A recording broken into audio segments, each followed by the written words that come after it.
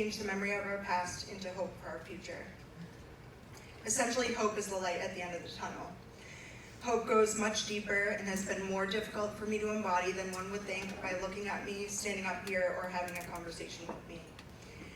I stand before you tonight, 27 years old, successful, living my dreams, living on Cape Cod by the ocean, truly happy and working as the family advocate for the Cape and Islands Child Advocacy Center.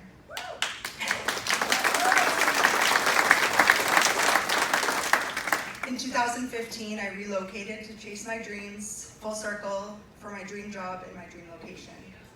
I stand before you tonight as a woman of faith, an athlete, a beach and coffee lover, a Camp Sunshine volunteer, a daughter, a friend, a passionate voice, a compassionate open heart, and a survivor more than her story. Today I am full of hope and on a mission to carry hope to others, but it wasn't always like that. You see, sexual abuse became a part of my world at ages 9 to 11 by my babysitter's teenage sons, and again a few years later at age 12, I was sexually assaulted in broad daylight at a New Hampshire elementary school by my best friend at the time, 17-year-old distant relative.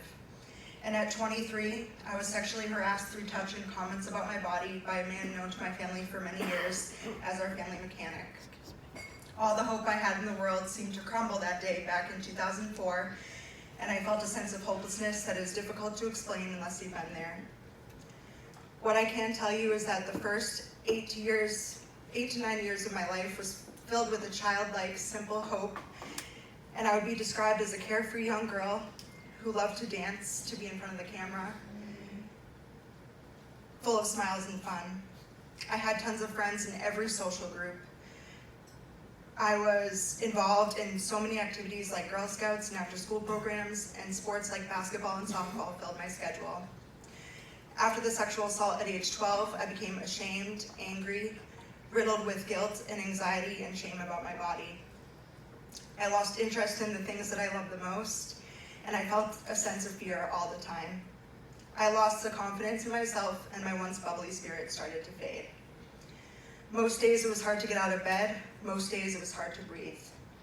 I was facing flashbacks and nightmares of what he said and did on a daily basis.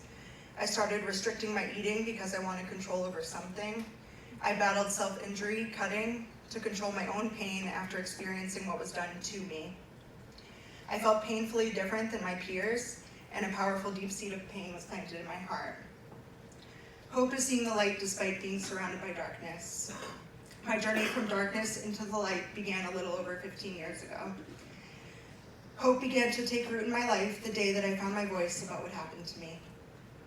The day that I found my voice was also the day that God started to work in my heart through some of my deepest pain to cultivate a divine purpose in my life, to be a light and to give hope to others. Through the support and caring people, my guidance counselor in middle school and others, I got the help that I needed.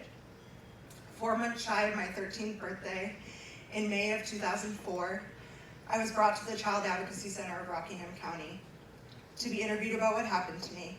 My trust was broken, I was broken, and I wasn't sure how I was going to tell. I was so used to keeping it a secret, hiding my pain on a daily basis, and I had settled for this miserable existence as my life forever. I had no hope and never thought I would find the light at the dark, horrible tunnel I was facing.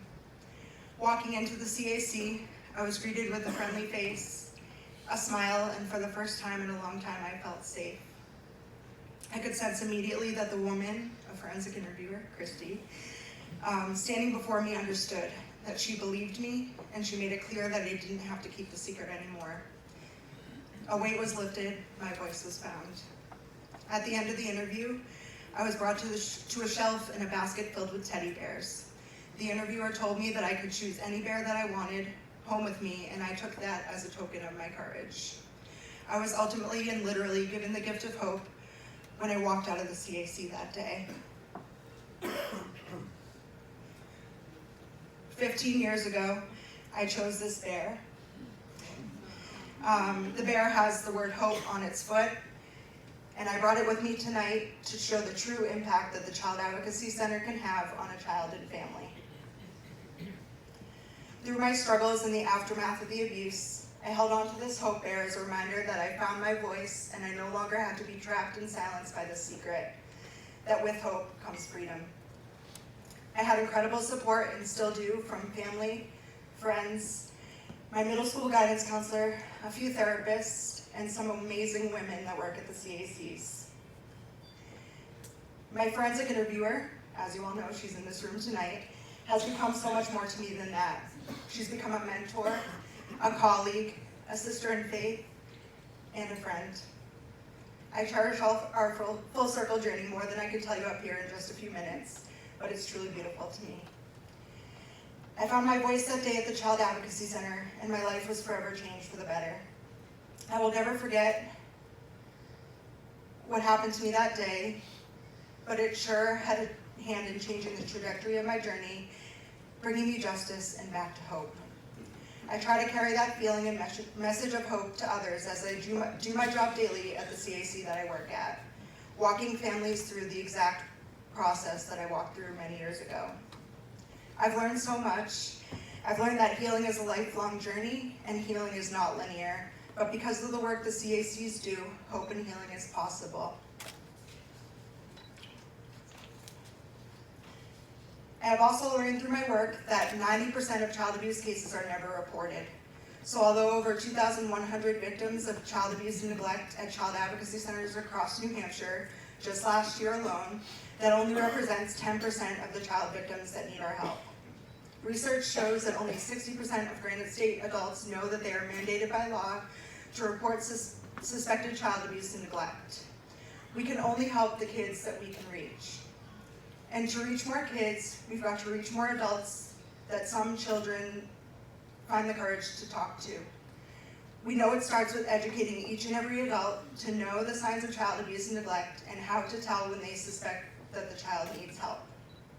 We can do this, and it starts when each and every one of us can say that we know and tell. Which leads us to hope, which is the light at the end of the tunnel. Thank you for including me in this very special evening.